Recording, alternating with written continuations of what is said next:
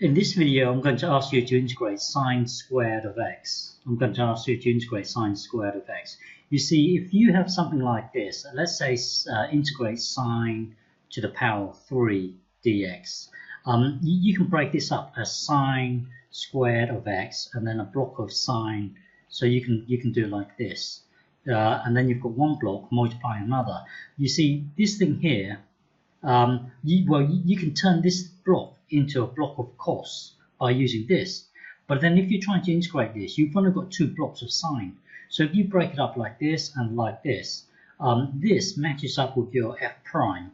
But then there's no way of turning this block into a block of cos, because you need sine squared in order to turn it into a block of cos.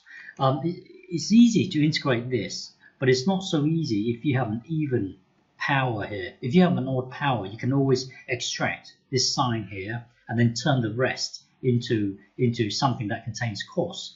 But because you've only got two blocks here, this block here is like your f prime, but there's no way of turning this into a block of cos only. So we've got to use a new technique.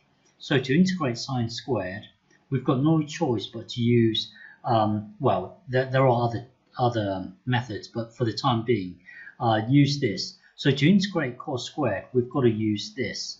To integrate sine squared, we've got to use this. To integrate cos squared, we've got to use this. So these two are exactly the same, it's just that sine would mean it's a negative, cos would mean is a positive. So to integrate this, replace this with this. So put this into here. That will then give us this. Well, this thing here can be written as this, and the half is a constant. So we can actually take the half out, and then that will then give us this. So now this is easy to integrate. So when you integrate this, it gives you x. Imagine this is like a bubble here. So integrate this, it would be sine of the bubble, and then you've got to stick a half in there.